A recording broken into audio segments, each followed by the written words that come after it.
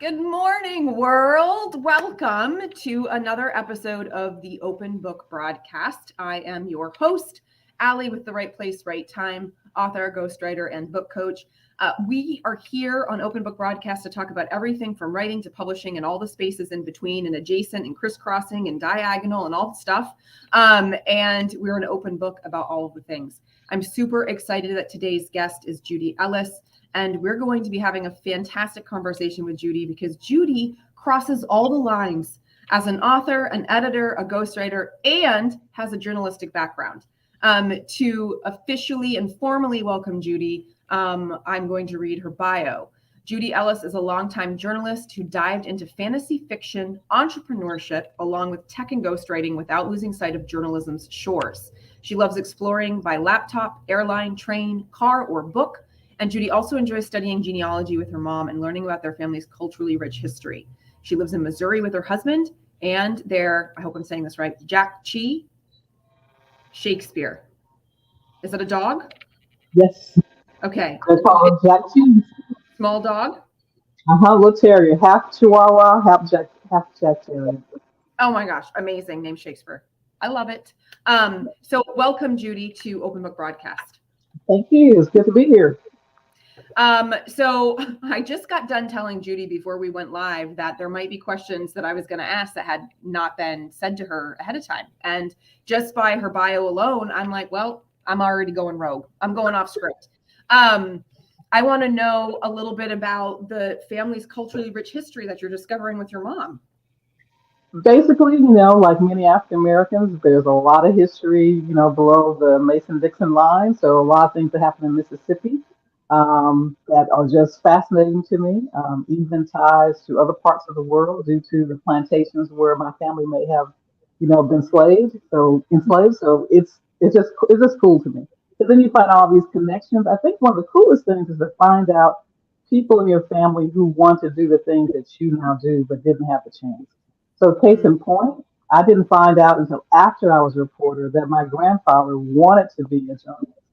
And that was really weird to me to find out that's what he wanted to do. So things like that, other giftings, that the family had over the years. So that's what I mean by that.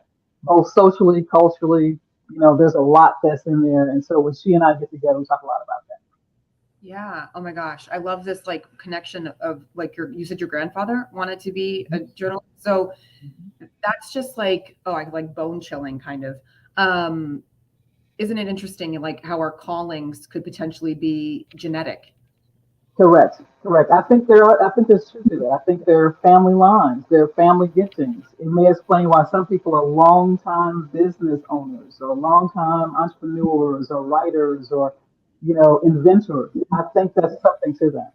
So when you said genealogy, you start to see patterns. That's amazing. So in working with in kind of doing this with your mom, now studying the genealogy. So are you going back through family text? Are you going into archives and records of public libraries? Did you send your DNA away? Where are you diving in with the genealogy? We have done everything but the DNA testing, but my mother has gone back, to one of, I forgot which side of the family is. She's the one carrying the heavy lifting. I'm the one who gets to enjoy the process. But she's gone back to one of our ancestors who actually, at the time, he was sold as a slave. She's seen those records and all that. Then we have looked at newspaper like that. I had a relative in the 1930s on my maternal grandfather's side, who his nephew, I'm hoping this is correct, was lynched. And so I found found the newspaper articles that describe the event.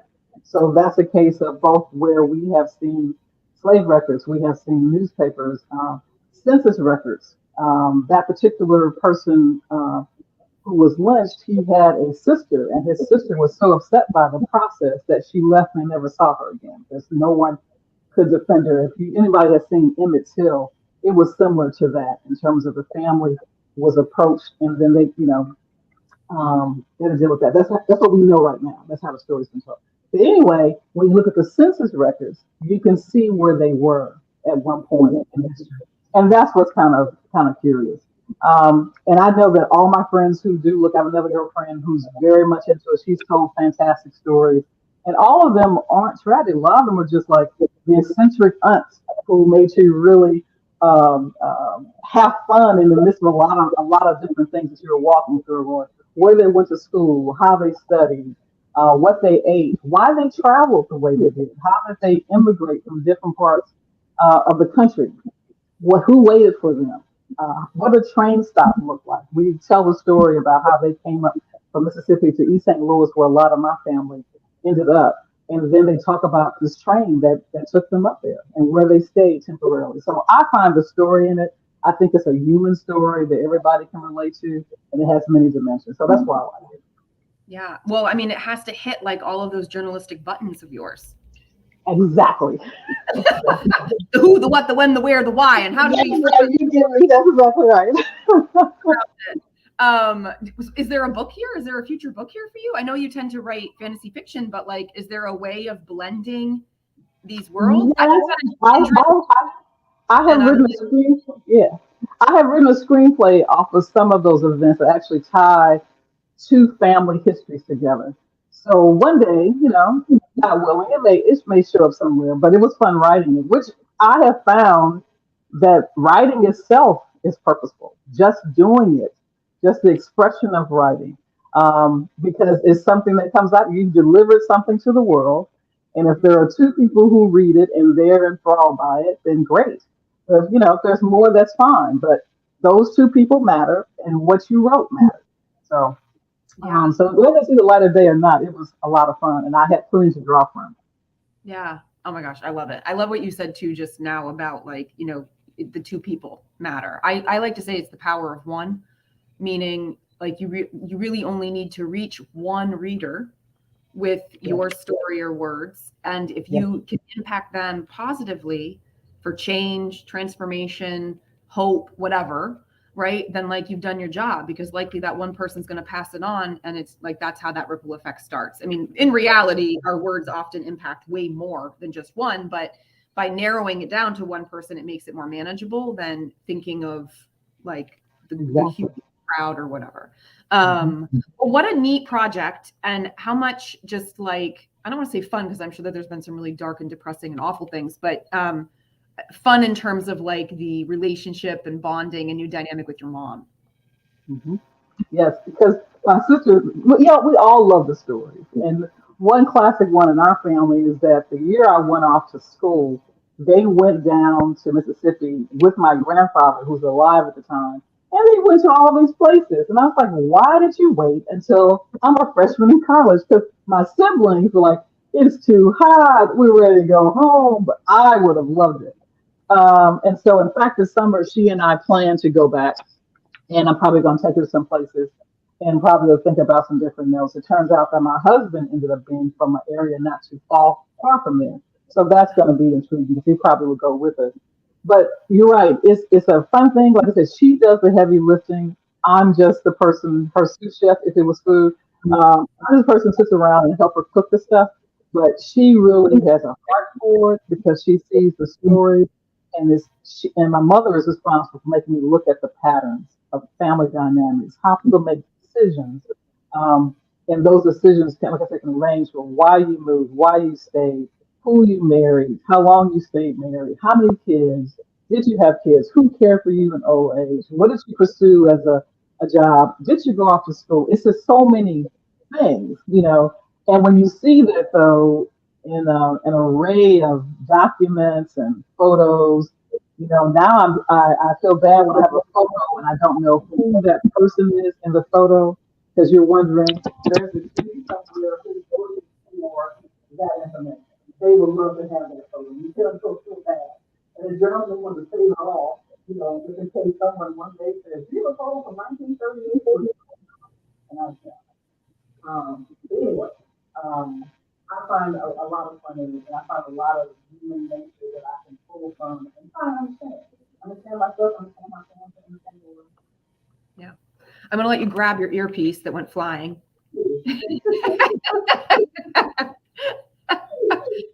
so that we can get you full surround sound. Yes. Okay. There we go. Thank you. We're saying about like your Okay, mom. that wasn't planned either. understanding like who is this person and why Okay, they can make you hear me? yeah. The things that your mom is doing with the genealogy makes me think of how important, those exact same questions, connections, and patterns and backstory is to character development in fiction. Like knowing who is connected to who, how do people make decisions, where have they lived, what motivates them, what decisions did they make, what kind of education did they have, what hard times did they come across, all of that backstory is really rich for character development in our fiction books or even our creative nonfiction like memoir. Hmm. Absolutely. I'll speak more to fiction in particular, but I can speak to memoir too, but I think I'll start with fiction. People are layered individuals, Mm. so if you really study real life, you start to see that people have all these different things that make them unique or eccentric, weird, robust as a character, particularly if they're not the same. They're not just day and night. They're midday, they're sunset, they're just all these things, these shades of personality. They do things. They have little habits. I drink my coffee, but I don't want it with cream. Or I only drink my coffee from a metal pot. I don't want to cure it. Or I drink my coffee, but I only ground my own bean. Whatever it is. And the more layers of that you have, I tell jokes and they're always bad. Or I tell jokes when I speak and everything I say is full of humor, but I don't see it that way. I'm just talking to you. And so when you watch good movies, read good books, they have layers like that that make those characters memorable. I mean, they can be everything, as the classic wrinkled, gumshoe detective with the, rumpled, raincoat. Or they can be Monk with the little bitty things that, he just finds nerve wracking, because it's not, hyperallergenic or whatever, those are one step, but that can be ancient things too. That could be even if you're writing about whether in one of my favorite series, The Last Kingdom. There's a lot about the characters that are intriguing that make them stand apart. I think those are really drawn well. So that's for fiction. So the more I study that, but when you're writing memoirs or when I'm encouraging someone, you should write a book. You should write a book about your life. They may blow over things and want to tell it like a summary statement. And you want to tell them, no, take your time with it. Take, give me everything. We can come back and streamline as we need, if we need. But the main thing you want to do, just put it all out there. How did you feel at that moment when she said to you, I don't love you anymore? Or when you decided, I am going to go to college, no one else went to college, but I'm going to go. What went through your mind and what did you do?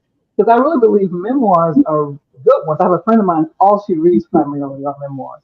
And one of the things she talks about, she likes a good memoir because it teaches her life lessons. So if we're not faithful to that person's life, we can't get an authentic life lesson from it from people who love reading memoirs. So the more we can tell, and I'm also a fan of it doesn't have to be your whole life.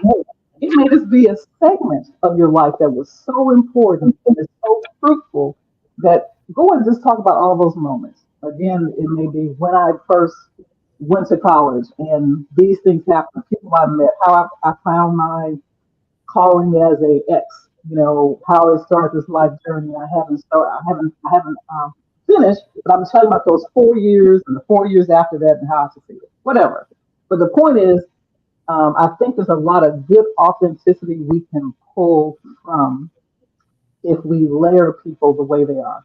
And I'm using the term good authenticity deliberately because sometimes we're authentic, but it's not good, meaning it's not helpful, it's not useful, it's just there. I mean, like where you can see a line of my diligence enabled me to do this, and I did this every morning. Some days I didn't want to make my bed, some days I didn't want to get up. The divorce hurt me so terribly that I couldn't move forward. But I did these purposeful things. That's good authenticity. Some days I threw this over here. I did this over here. And I came back to myself and I said, oh, I could do this better because I'm going to make it through that. that's good authenticity. That's something with meat on that people can chew and they can study. And when they walk through something, they can decide, I'm going to get up this morning and I'm going to go through it because I read so and so's book told me the truth. So. So let's talk about good authors. That's not a question either, man. I'm sorry, Judy. I gave you a whole bunch of questions and I'm like not even asking. And you haven't touched not one of the ones you gave me. That's correct. But we'll get there, I promise. So let's talk about your role as editor and ghostwriter, right? We'll talk about your role as author separate, but so editor and ghostwriter, how do you see, so I'm going to tie it back to a question I did ask you. How do you see your role as an editor or ghostwriter helping an author be a good author, right? Because in these roles, they're different. And as an editor, you're looking at somebody else's words. As a ghostwriter, you're the pen, but the client is the author. So, how in your work with clients in these two roles are you helping authors become good authors? Okay. Well, first let's start as an editor. I love editing. I mean, I love being a reporter, but I really have enjoyed being an editor of news. And so, what I like about editing is the fact that it's a collaboration. I don't see it as a dictatorship by the editor or the copy editor, anything like that. I see it more as a collaboration. Now, I do say that you should be able to make a sentence better. So, and that author hopefully trusts you when you say, I know what you're saying, but you don't have to say all these words to get to that point. Just go there, it'll be fine. But I think the danger is if you are so overhanded, heavy-handed, that you destroy the voice. And that's always a delicate balance. And that's when the author should push back and say, okay, but you destroyed my voice. Bring that back. My headphones then. But what I'm getting at is that I think you can collaborate with them in such a way that it's still theirs, but you've clarified the voice, you strengthened the voice, you maybe rearranged it that you want to say this here, but let's move it down here with another subject. So that's how I try and do that. Try and be as a strong collaborator with them. And I try to draw from my days in the newsroom when I remember one particular editor I had that she would sit down with you, and that was like one of the best hours of my week or a half hour, whatever we were doing. And she would talk to me, oh, Judy, I like the way you did this. Let's try another verb. What's another word you would use here to get this done? And we're talking about news stories, but still, she took the care with it. And the best editors I've ever had were those types of people where they collaborated with you on the project and it made that time together enjoyable. So when I get that chance to do that with an author, I'm telling them I'm passionate about your project. I'm going to try and do everything that I can to see things that you may not see, but I want to know it's yours. It's not mine, it's yours. Ghostwriting, I think, however, is harder. I enjoy it too, but it's harder because it goes back to the roots of getting to that person's voice. And I feel like I'm still a newbie with that, not as with such longevity as other people, but I love the craft of it, especially when that person trusts you, when you have time to spend with them, you have their works, you see their phrasing, and you try and get it there. But still, it's a collaboration because your job is to see the things they don't see. And so when you have a person who says, write my book, and they trust you, and they trust you to kind of fill in blanks, and then you trust them to say, yeah, but we don't have to do this. Well, it's working together, not opposed to each other. There shouldn't be a wall between me and my client when it comes to a ghostwriting project. Great answers. Going back to the thing that you said about the editing, the clarifying, the simplifying, strengthening, it makes me think of like poetry, right? You have limited amount of space. Word real estate is short, right? So every word counts. And so you have to be active in your language. You need the precise word choice and rhythm of the line or strength of the line, however you want to look at that. And a lot of articles with newspapers and things are the same, unless you've got like the full front page feature that goes on and on and on, newspaper articles aren't very long. So you've got to pack the punch, the who, the what, the where, the why after the hook, pretty quickly. And specifically because otherwise you lose their attention and they're moving on. Exactly. Now, I can say, and having just recently worked with you on a project, right, that, your editorial eye is very precise and it does clarify, simplify, and strengthen the language, the voice, the meaning without losing the tone and essence of the client's work. So, y'all work with this woman. Full stop. No, she didn't pay me to say that. I'm saying this for myself. I'm saying it for all of you. So how is it that you are also an author? Do you find that these lines get blurred? Do you find that like one kind of influences the other? Do you compartmentalize? I mean, how do you see these different hats that you wear, writing for your own self and then helping others with theirs? Right. But first of all, thanks for the shout out. But then second of all, that's a great question. I'm glad you asked it because I do think it can become a blended mix depending where I am on the writing project.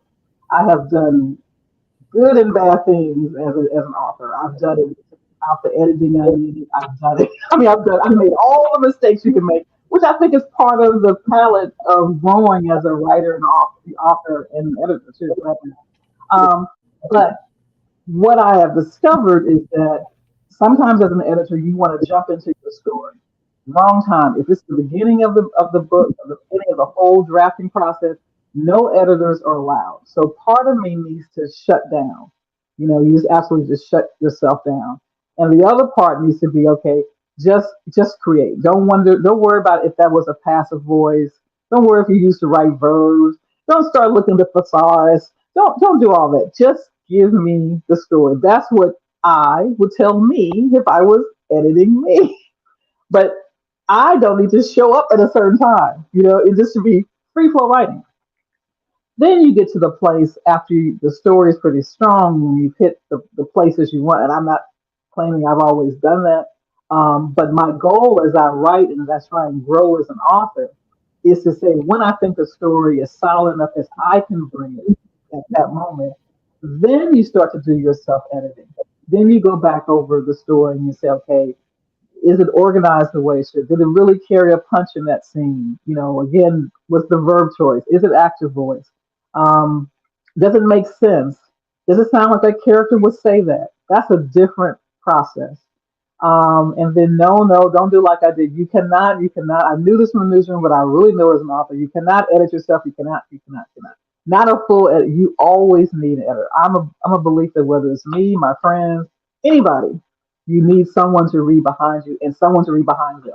It's just a good process. And I think newsrooms were good about that you would have the reporter would write his stuff. You would have the person who would read it when you came from the scene of the crime, so to speak. And then you had copy editors who came behind that. And even someone else who may have taken a look at the page to look at write headlines and all that.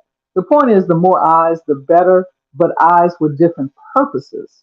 They're not all the same purpose. You want someone to look for, comma splices, but you want somebody else to say, that doesn't make sense. And we might get in trouble if we publish that. There are, different roles for those editors. So yes, sometimes I have to look against being blended, being editor and author. They need to be separate. And when I'm the author, I'm the author. Then I clean the document, the manuscript as much as I can, and then I send it off to someone to do that. So I'm so glad that you mentioned this point about like, no matter what, you need an editor, right? Like I would never edit my own stuff and leave I did it it, and I lose points in editor school for that. I even learned the hard way. But I have a hard time.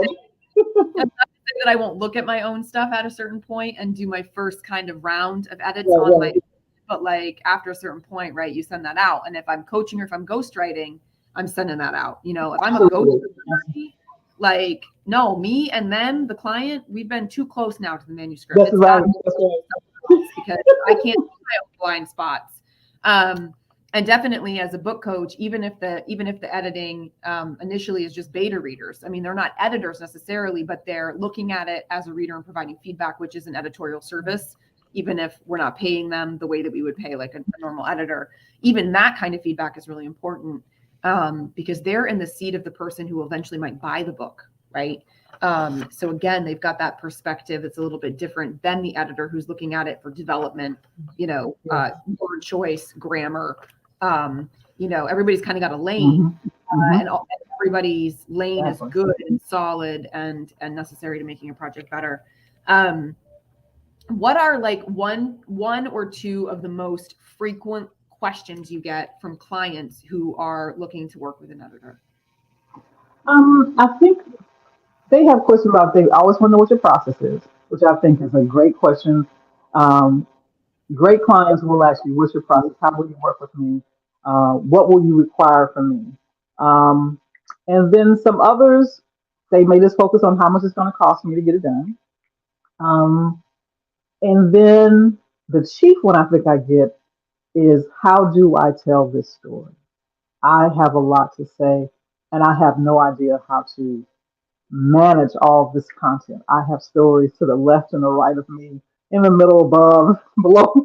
I don't know how to walk through it. This happened in my life. This didn't happen in my life. How do I put that together?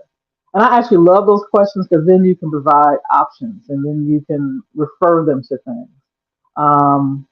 In fact, I referred someone to, and this is not getting into whether you're a royalist or not, whether you like Harry and Meghan or not, but I do think Spare, in terms of a memoir, it's strong.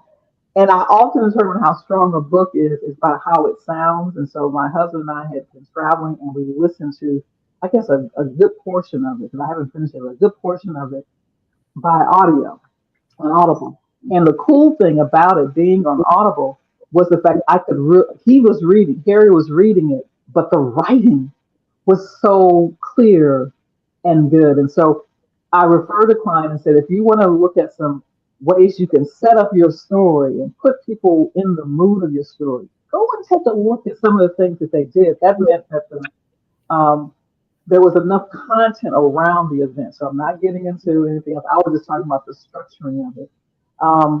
So that's the question I usually get, is how do I manage all this information? I think people think that it has to be an opus, and it doesn't have to be an opus. It just really doesn't. I like what you're saying there. Read the book you want to write, because a lot of times if you do, then that gives me some parameters to help you get there. Yeah. Now, if you tell me you want to build an opus, then we can chat. Do you have opus worthy stuff to write about? Did you sail the seven seas? I mean, whatever. But the point I'm just making is that giving them a way to see how they can frame their memories, what's important, what happened to them that they want to share, I think is one of the biggest questions I get. It's such a great question, though, because it shows that, to me, it's like, it's not just about how the story gets told. It's proof that the client or author is actually thinking very intentionally about their work. And we need a lot more of that. I'm going to get on my soapbox here, but we got a lot of garbage out there that's been published, because people think that it's just easy to do because there's easy ways to do it. And so therefore, if there's an easy way, do it the easiest way possible, which usually means cutting corners and not giving a damn. So when people can actually come and say, well, tell me about your process. How are you going to make my words better? How should I be telling this story? I really want it to be powerful. I really want it to make impact. It's like they're thinking about all the right things. They don't want to just be another voice in the crowd. They care, and they have intention and deliberation around what they're trying to put out there, regardless of length, right? So I think that that's so important. I only want to work with the people who give a shit. Right? Like the people who actually care how the story is told. Right. That's exactly right. And it's like delivering a child and helping a child grow up. So you don't leave the baby. You don't just have the baby and throw it away. You help it grow up. It's a maturing process. I think when you go from concept to first draft, second, third, fourth draft, editing, editing some more, copy editing, proofing, and then formatting and post. You have delivered a grown child as far as I'm concerned. That person is grown, you know? Yeah. And so consequently, you can't, at any point, you can't abandon what you said you couldn't wait to do. You couldn't wait to produce. Yeah. I'm going to put that in a banner because everybody needs to hear this. You cannot abandon your book. This is such a crucial point, right? Because so many people have this misconception that like I'm going to write it and then I'm going to walk away, and it's like no. There was a comedian, right, that always said nay nay, like nay nay. You're not going to just write it and then walk away. It's not going to sell itself. It's not going to promote itself. It's not going to open the doors that you want it to open for you itself, right? Like you have to now promote it, which is, to me, it's just like continuing to raise your child after they leave home. Exactly. You're still calling them once a week, checking if they've got clean underwear, making sure that they didn't get into any trouble, like, right. Ask them if they're seeing anybody, whatever it is, like you're still being a parent, even if that person is no longer under your roof, and it's no different. It's no different with your book. Now you are the parent of a few books. Yes. Okay. Fantasy fiction. I did put the titles up here earlier. Let me go back there. Judy's books. And the recent one is The Shields of Earth, or is it the game? Okay. The Shields of the Earth. Now this is a trilogy, or are they all separate? It's a trilogy, and then probably it's going to be beyond a trilogy, but right now it's a trilogy, yes. So right now it's a trilogy. All right. So tell us a little bit about these books, or maybe just the most recent one, since that one's launching now. Well, it's launching, but I have not done a good job of launching myself per se. I spent more time writing, so that's a whole other thing that we won't go into. But the person I work with marketing probably say, "You got that right." But anyway, basically, I was fascinated by the book of Genesis. That was intriguing to me. And I was particularly fascinated by Genesis chapter 10, which talks about all these people after the time of Noah. And when they start spreading out, they cover the world. The diversity of those people is what intrigued me. One of those characters was in the land of Shinar, which we also know as Babylon.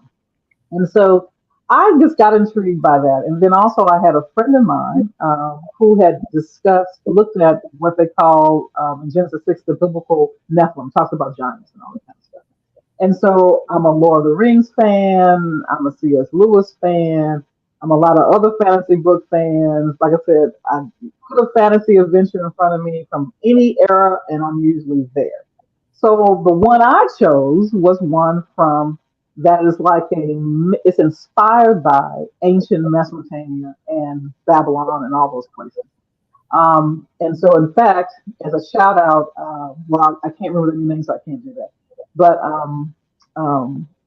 I will go to places like I did in Chicago, when Chicago this weekend, and I can't think of their new name. I'm so sorry, but they were formerly known as the Oriental Institute. And I took a picture in front of some of the Babylonian things because I studied there. Some of the things they had about how to build what Mesopotamians did when it came to housing, what the Babylonians did. Anyway, all this is part of my world building.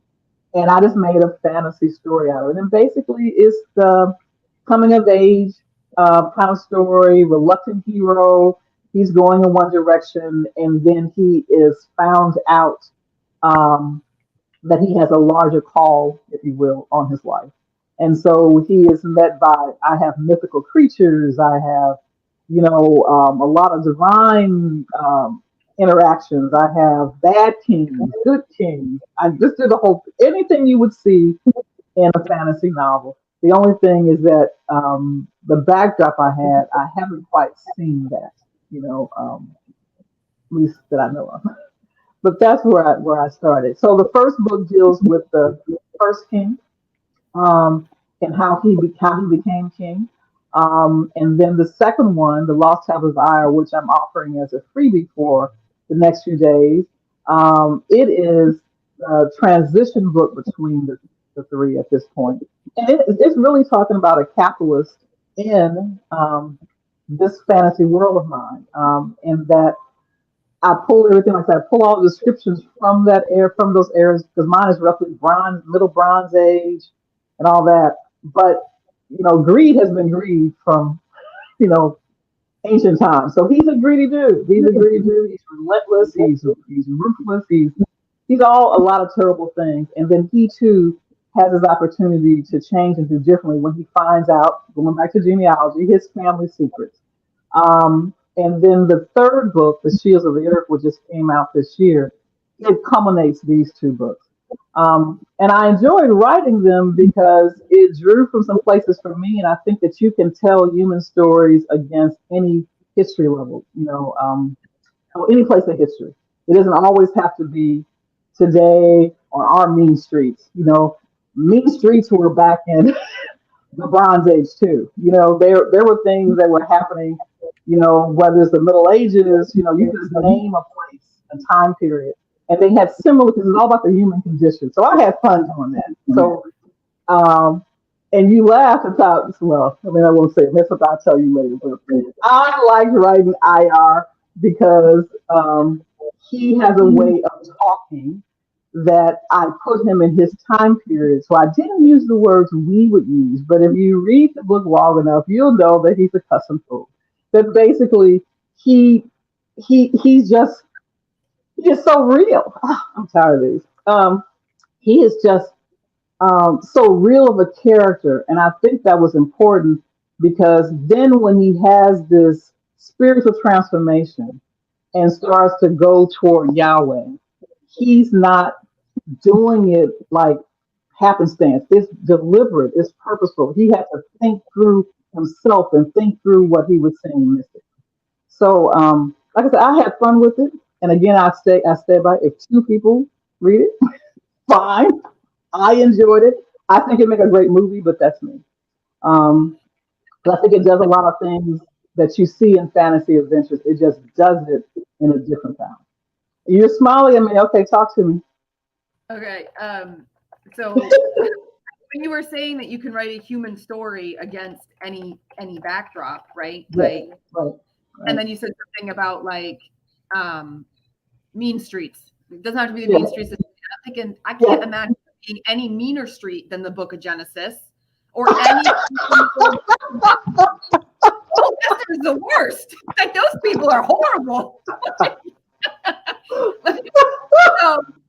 I'm like, yeah, yes, and also like so that's why I was grinning over here because I was like, tell me more about that. I can totally. And well said, because Ali, it's full of stuff. A lot of times people read Genesis very churchy like. It's not like that. It's not like that at all. It's like a full backdrop, and you can take a sentence out of Genesis and do a series. I mean if you were to do like what do they call those? Is it a genogram?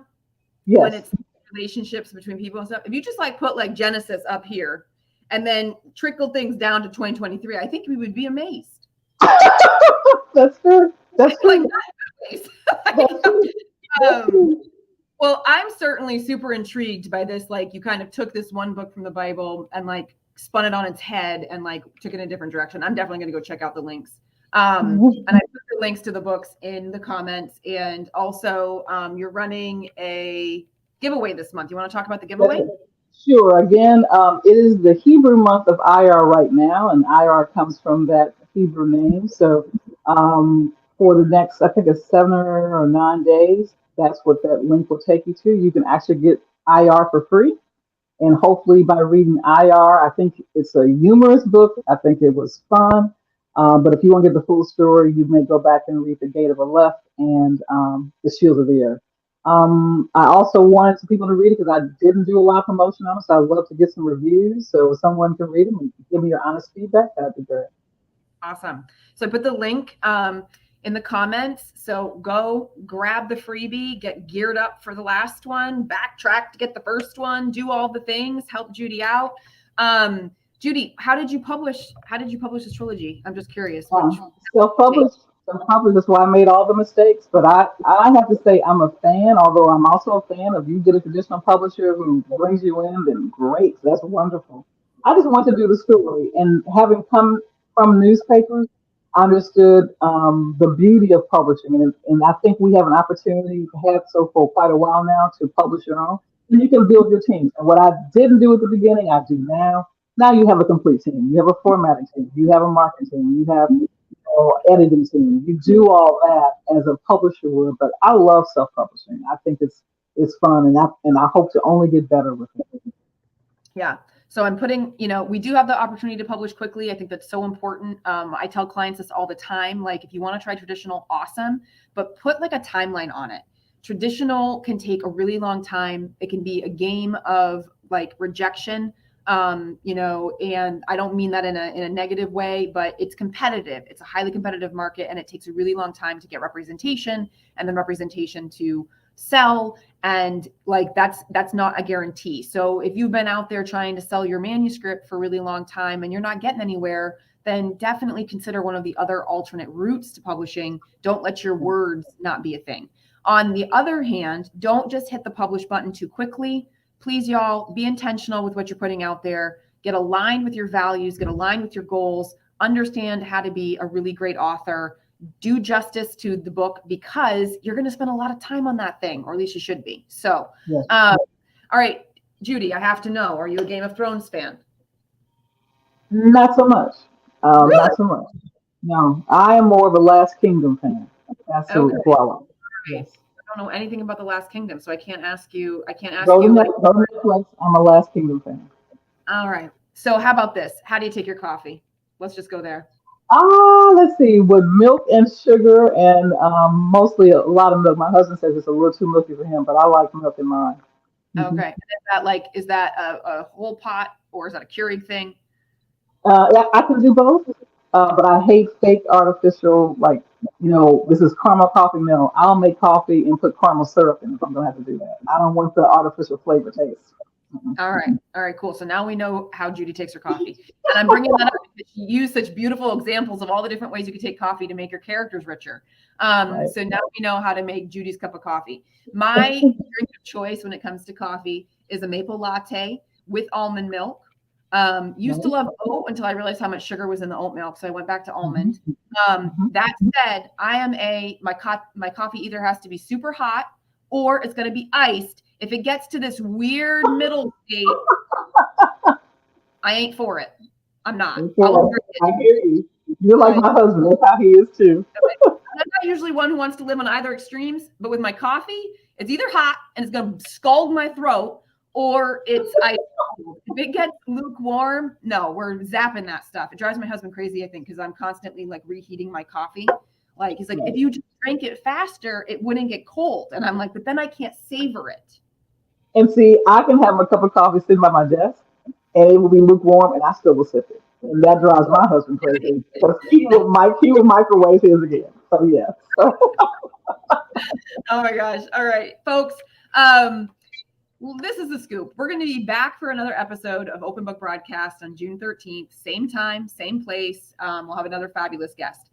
In the meantime, we've got lots of fun things that are coming up for the Right Place, Right Time.